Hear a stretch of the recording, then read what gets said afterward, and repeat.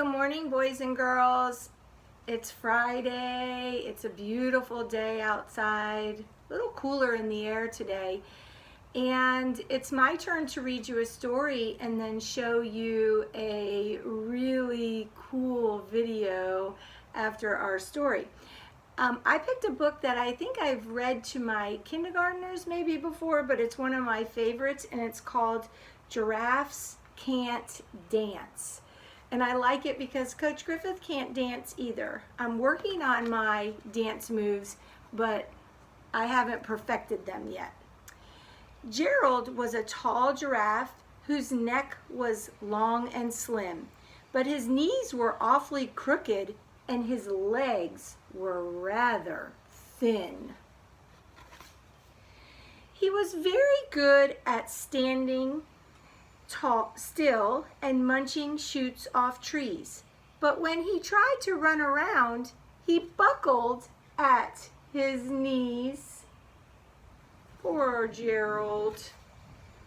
Now, every year in Africa, they hold a jungle dance with every single animal turns up to skip and prance.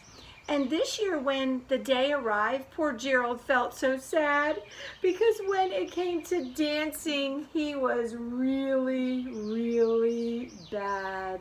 I know that feeling. The warthogs started waltzing, the rhinos rock and rolled, the lions danced a tango that was elegant and bold. The chimps all did a cha-cha with a very Latin feel, and 8 baboons then teamed up for a splendid Scottish reel. Gerald swallowed bravely as he walked toward the floor, but the lions saw him coming and soon they began to roar. "Hey, look at clumsy Gerald," the animals all sneered. "Giraffes can't dance, you silly fool. Oh, Gerald, you're just so weird." Come on, Gerald, I know you can do this. Gerald simply froze up. He rooted to the spot. "They're right," he thought. "I'm useless. Oh, I feel like such a clot."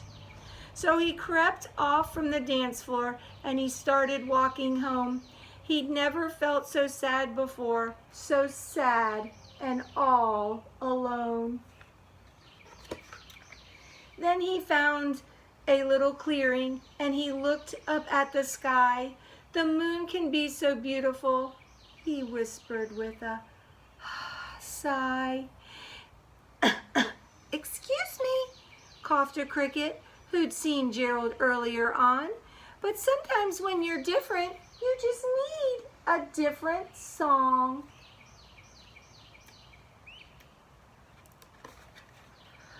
Listen to the swaying grass and listen to the trees.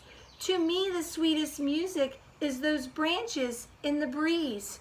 So imagine that the lovely moon is playing just for you. Everything makes music if you really want it to. With that, the cricket smiled and picked up his violin. Then Gerald felt his body do the most amazing thing. His hoofs had started shuffling, making circles on the ground. His neck was gently swaying, and his tail, it was swishing around. Come on, Gerald, I know you got this. He threw his legs out sideways and he swung them everywhere. Then he did a backward somersault and leaped high up in the air. He's almost got it, boys and girls. Gerald felt so wonderful. His mouth was open wide. "I'm dancing! Yes, I'm dancing! I'm dancing!" Gerald cried. Then one by one, each animal who'd been there at the dance arrived while Gerald boogied on and watched him quite entranced. They shouted, "It's a miracle! We must be in a dream. Gerald's the best dancer that we've ever seen. Go, Gerald!" How did you learn to dance like that? Please, Gerald, tell us how. But Gerald simply twirled around and finished with a bow. Then he raised his head and looked up at the moon and stars above. "We all can dance," he said, "when we find music that we love." Oh, I'm so proud of Gerald, boys and girls. I want you to go find some music that you love and you start dancing around and just do something that makes you happy. And boys and girls, I want you to stay tuned because coming up, we're going to do a dance for you. I love you and I miss you and I really hope we get together again soon. Bye.